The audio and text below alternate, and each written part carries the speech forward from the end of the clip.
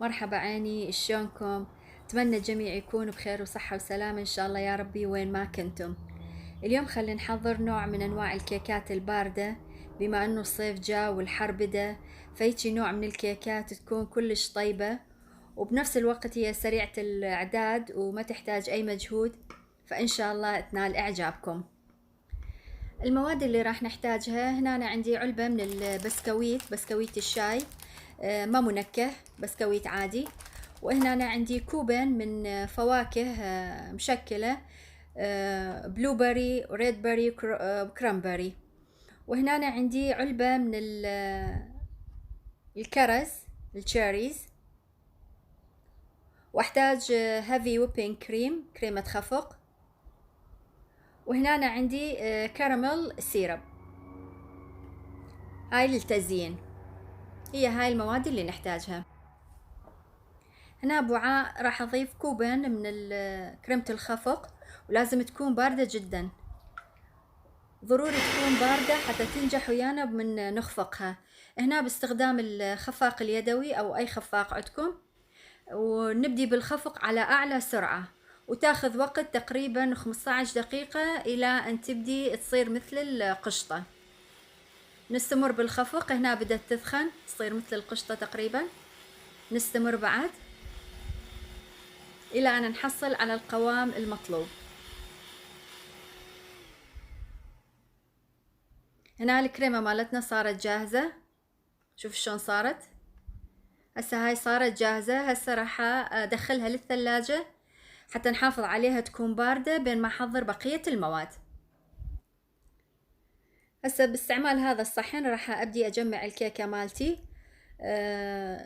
أخلي كمية من هاي القشطة اللي سويناها اللي حضرناها على أسفل الصحن، وبعدين أبدي أرص البسكويت.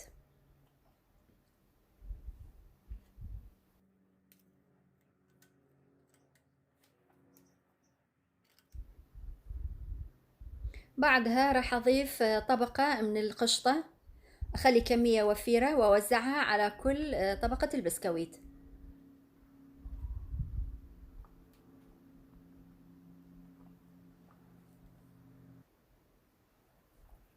هنا بعد أن كملنا راح أضيف كمية من هاي الفواكه المشكلة،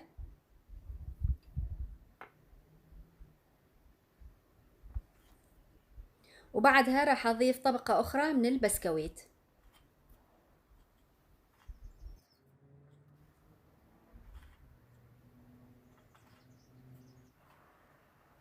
بعدها راح أضيف طبقة ثانية من القشطة وأوزعها بالسباتولا.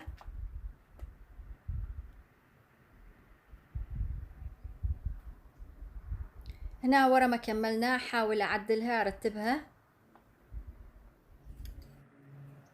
ورا ما كملنا تجهيز الكيكة، طحنت كم قطعة من البسكويت، وهاي علبة التشيريز هم صفيتها من المي مالتها، وهسه نبدي بتزيين الكيكة. هاي راح أخلي كمية من هذا البسكت المطحون، زينوها حسب الرغبة طبعا، مثل ما تحبون بأي طريقة تريدون. أنا راح أسوي بهاي الشكل. بعدها راح أبدي بإضافة قطع التشيريز، تعطي منظر كلش حلو للكيكة. وبعدها راح أضيف كمية من الكراميل سيرب. وهاي الشكل النهائي للكيكة مالتنا. هسه ندخلها للثلاجة فد 5 6 ساعات إلى أن تتماسك الكريمة بشكل جيد، بعدين نقدر نقطعها.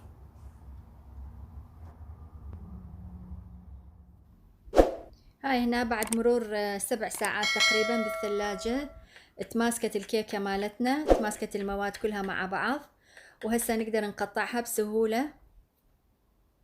قطعها بالأحجام اللي تحبوها.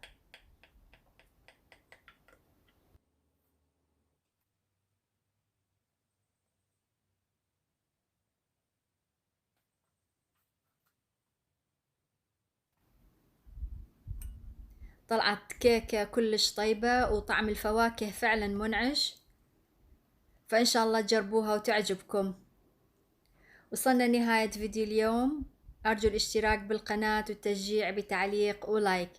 شكرا جزيلا على المتابعة ومع السلامة.